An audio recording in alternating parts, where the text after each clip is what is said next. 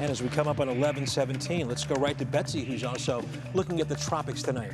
Yeah, we are keeping a close eye on two areas of interest in particular. One is Umberto, which is a storm that is sitting out in the Atlantic right now. There you see it.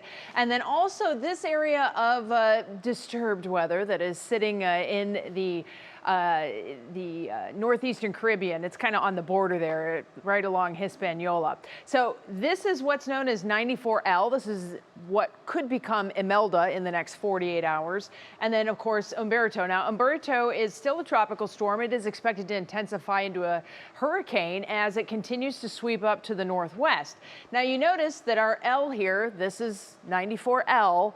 This is not moving, and that is because the National Hurricane Center will not issue a track on it until it is an organized and named system. So we are anticipating an official track to come, but here's the thing. We have two potentially dangerous storm systems that are moving very close together. And because we have forecast models that are readily available to us that we can also keep an eye on things, I'm going to show you what two models have for one forecast, and you'll be able to see some of the difficulties we run into. So this is where 94L is, generally speaking. It's just a wide area of low pressure, and this is Umberto. Watch what happens here as we head through the next couple of days. You can see our forecast models begin to organize 94L, so that's right on track. This is 7 p.m. Saturday. Meanwhile, Umberto is starting to make its way to the northwest. Now, there's two sets of lines here. The gray line is the European model. The blue lines are the American model, the GFS.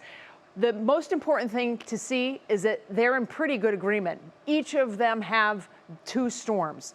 What is not being resolved by the models right now is how these two storms will interact with each other, because we know that they're going to be coming off to the northwest.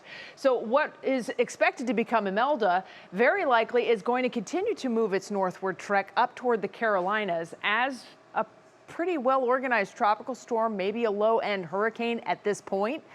But look at the differences that start to show up here with Umberto.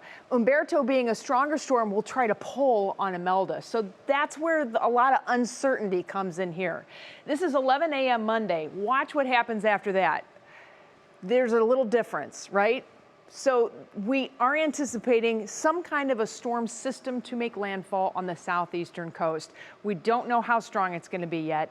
We're not even sure that it will make landfall, but we have to prepare for that possibility. So that's why you're going to start to hear more and more about the tropics coming in the next few days. And why are we talking about it?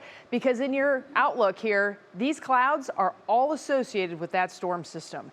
If the storm system moves farther to the northwest, it's really going to come into our neighborhood, and it could even bring us some rain. So let's back it up here. Let's talk about the drought, because we had the rain earlier, and now the rain is starting to move out on us once again on a dry forecast. We've seen some improvement in the drought conditions southeast of Cleveland, but definitely seeing things getting a little bit worse in the northwestern part of the state. There are a few showers that are still showing up on the radar, especially this little one that's out over the lake. We could get clipped by that, but it's really fog that we are more anticipating as being a problem for your day tomorrow. So as far as a quick peek at the National Designer hour-by-hour forecast, tomorrow morning, it's that foggy start. Temperatures 50s, quickly warming into the 60s and then the 70s.